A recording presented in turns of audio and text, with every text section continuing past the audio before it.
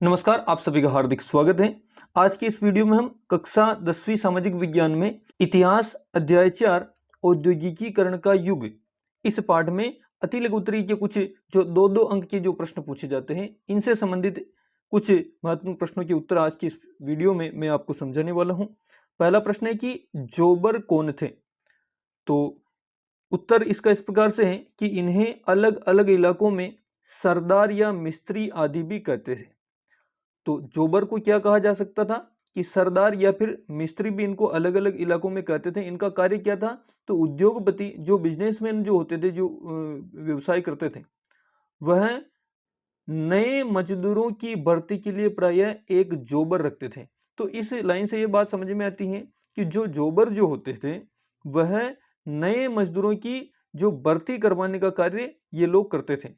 जोबर कोई पुराना और विश्वस्त कर्मचारी होता था। मतलब जोबर एक ऐसे व्यक्ति को रखा जाता था जो बहुत पुराने समय से और विश्वास पात्र कर्मचारी हो, ऐसे व्यक्ति को ही जोबर के पद पर नियुक्त किया जाता था। अगला प्रश्न है, चेंबर ऑफ कॉमर्स क्या था?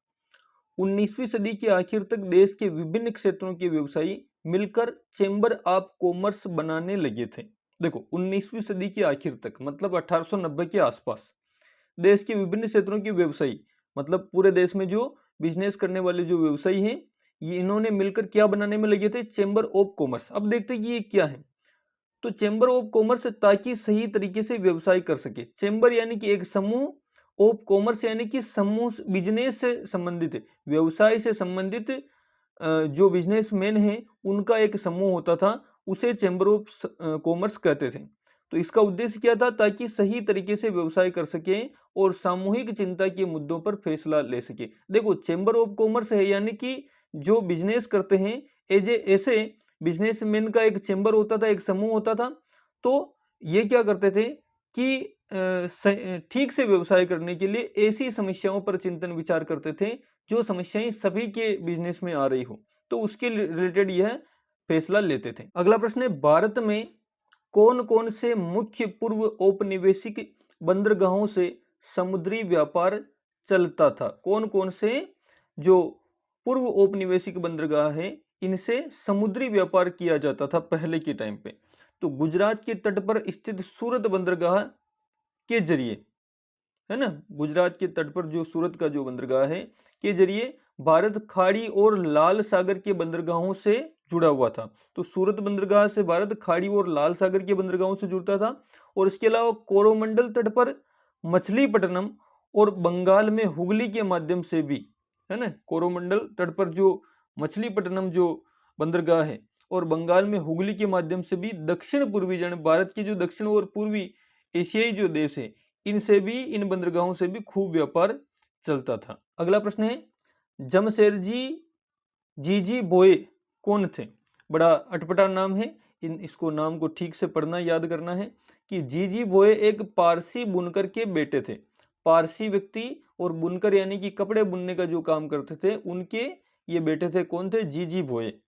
अपने समय के बहुत सारे लोगों की तरह उन्होंने भी चीन के साथ व्यापार और जहाजरानी का काम किया था। यानी कि उस समय और भी लोग थे जो चीन के साथ व्यापार और जहाजरानी मतलब जो जहाज का जो काम करते हैं, अर्थात जहाजरानी का अर्थ होता है कि जो जहाज चलाने का जिनका पेशा होता है, जहाज को एक स्थान से लाने ले जाने का जो कार्य होता है ट्रांसपोर्टेशन का, वह जहाजरानी के अंतर्गत आता है। तो ये जो जीजी बोये थे, ये भी अपने समय के अन्य लोगों की तरह चीन के साथ व्यापार भी करते थे और जहाजों को भी जहाज से व्यापार करते थे, जहाजरानी के द्वारा। उनके पास जहाजों का विशाल बेड़ा था, मतलब इनके पास में बहुत सारे जहाज थे।